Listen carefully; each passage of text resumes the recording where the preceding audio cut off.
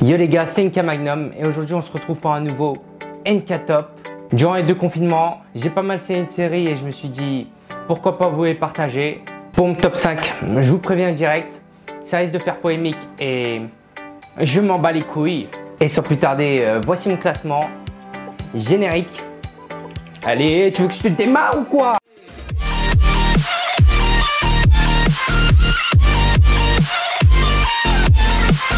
Numéro 5. Et si je vous mets cette fameuse phrase? Winter is coming. Eh oui, la série Game of Thrones.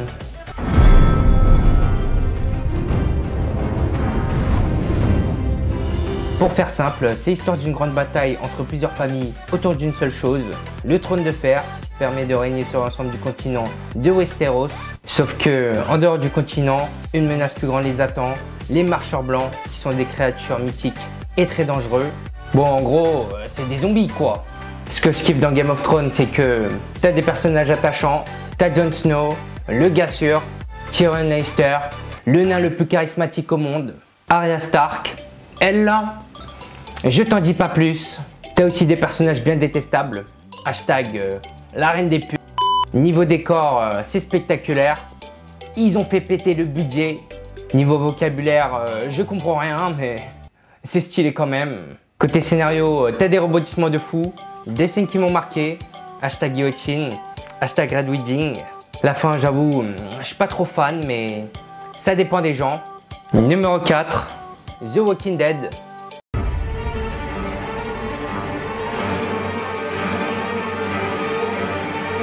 La série où les humains doivent survivre face aux zombies. Au menu, la ville, la ferme, la prison. Bref, je vous en dis déjà trop. T'as des personnages tout simplement badass, tels que le personnage principal Rick Grimes, son pote Daryl, Michonne ou encore Negan. Ce qui est fort dans The Walking Dead, c'est que tu ressens vraiment l'apocalypse, le côté survie, le côté gestion des ressources. Côté moral, ça part complètement en vrille. D'un autre côté, c'est bourré de suspense, c'est sanglant, t'as des scènes épiques. Parfois, tu trembles tellement que t'as peur que ton perso crève. Et au final, il crève vraiment. Si je devais reprocher quelque chose, eh bien, c'est que les saisons sont inégales. Autant par moment, c'est le feu total. Autant par moment, c'est éclaté au sol. Fait du bruit tellement c'était claqué au sol. Claqué? D'ailleurs, la série n'a rien à voir avec le comics. La skip, il y a des partout chelous. Numéro 3, Sex Education. This is a new frontier, my sexually repressed friend. Our chance to finally move up the social food chain. Oh! C'est qui le trou du cul qui a mis ça là? Bah moi! Otis est un lycéen et fils d'une mère thérapeute sexologue et avec sa camarade de classe Mev, ils vont ouvrir un cabinet de sexologie alors qu'il est totalement puceau. Je vous avoue qu'au début, je pensais que c'était un truc lourdingue et totalement beauf. Oh, moi je veux juste blesser, moi.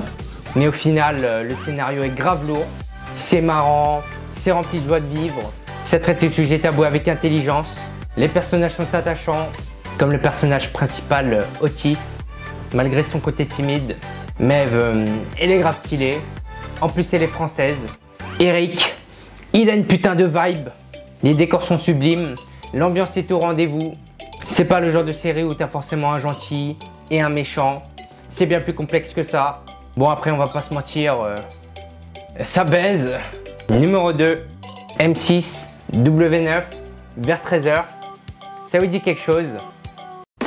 Yes, no, maybe. I don't know. Can you? Non. La concurrence, te plaît. Ah, voilà. Je préfère. Ma famille d'abord est une série dans laquelle on y retrouve Michael Kyle, un mari aimant et un père comblé d'une famille afro-américaine vivant à Stanford dans le Connecticut, pour qui il n'est pas toujours simple d'élever ses 3 enfants. Quand j'étais petit, je regardais ça en boucle.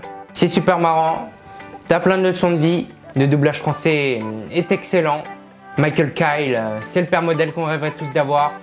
Il est super drôle, il est bienveillant. Jeannette, c'est un mère un peu chiante mais qui au fond a un bon fond. Junior, le grand frère, il me tue ce con avec sa grosse tête de noisette. Claire V2, c'était ma crush. Ouais, en gros, c'est qui est plus clair, quoi. Oh toi j'ai t'enculé. Cathy, la cadette de la famille. Qu'est-ce qu'elle est devenue fraîche. Numéro 1.